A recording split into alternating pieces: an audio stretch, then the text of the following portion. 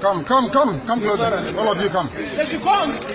They should come closer. Allow them to come here. Go closer. Come. Come, Allow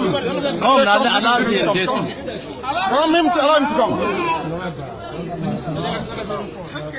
These people, their children are in DSS custody. They've been there for about 5 years. For 5 years without trial. That's what they do in this country. Very terrible. Over 2,000 people locked down there without trial. And this is not justice in any way, shape, or form. As Mary Wollstonecraft said, what makes you human is ability to reason. Here, people don't reason. That's why they're detained. Their children have been there for a very long time. Usman Abubakar is in detention. Mukhtar Omar is in detention. At DSS, they don't want to bring them to court. The families are here. Ibrahim Yahya is there as well. I was with them. Musa Kalamo is also there. Belief is also there. Says Bright Chimezi and the rest of them. For 5 years, they're still in detention. Igbo Mamano BBC Igbo awuchiela ụmụahịa. Ugbu a anyị nọ na ebe a kpọrọ Ojukwu Bunka.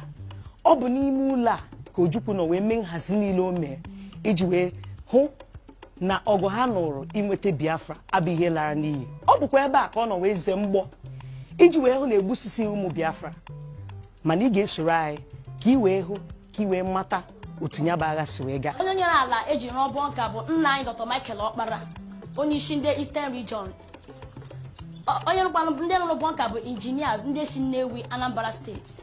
Bunka arụrụ ya ọnwa atọ and it's about 26.9 feet deep.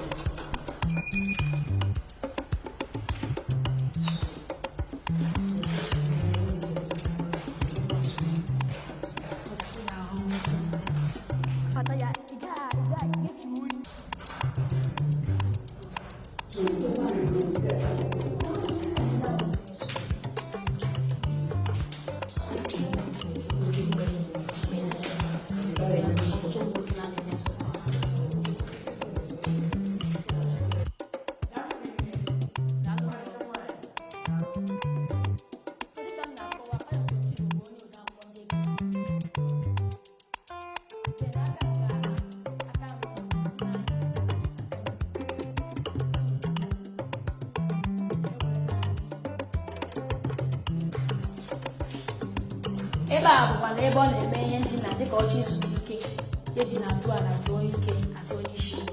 Ilekwa ị ga-ahụ na ebe a nwere ihe nju oyi.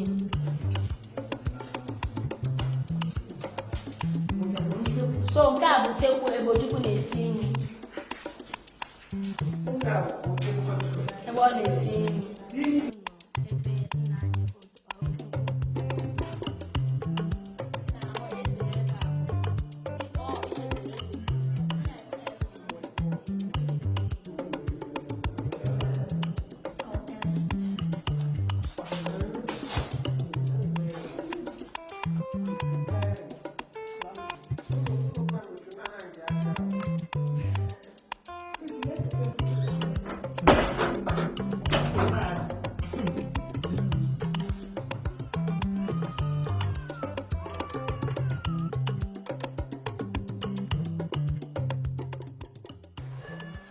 Igbo daalụkwanụ. Anyị ka nọkwa na ya bụ njem ịchọpụta ihe dị n'ime Bunka Ojukwu. Njem ahụ ebutekwala anyị ebe a na-akpọ National War Museum nke onye isi agha na-akpọ Tunde Idiagbo mepere na January 15, 1985. Yeah, fighter.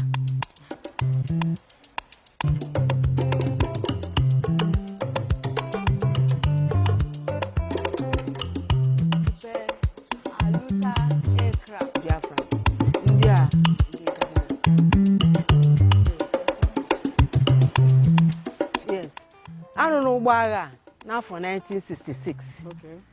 Ndị ji ụgbọ agha alụ agha ndị Naịjirịa. Ndị Biafra, ndị Naịjirịa ji ya na-alụ agha ebe Ebonyi, ndị Biafra akapchọ ya.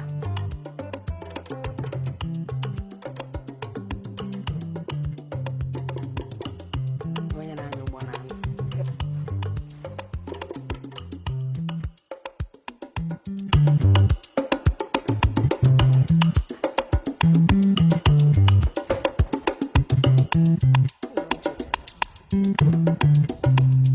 message.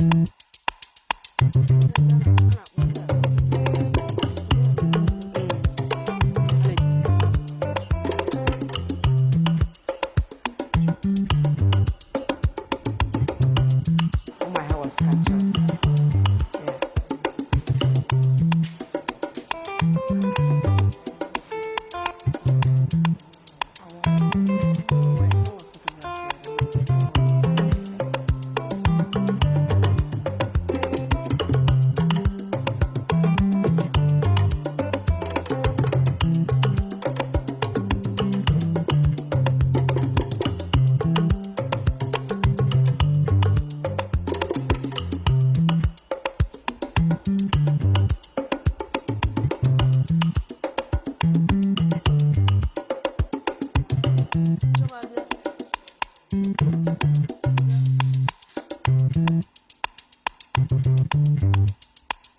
Dịka m gwara unu, enwere redio Biafra nke nọ n'ezi, nke a Voice of Biafra transmitter.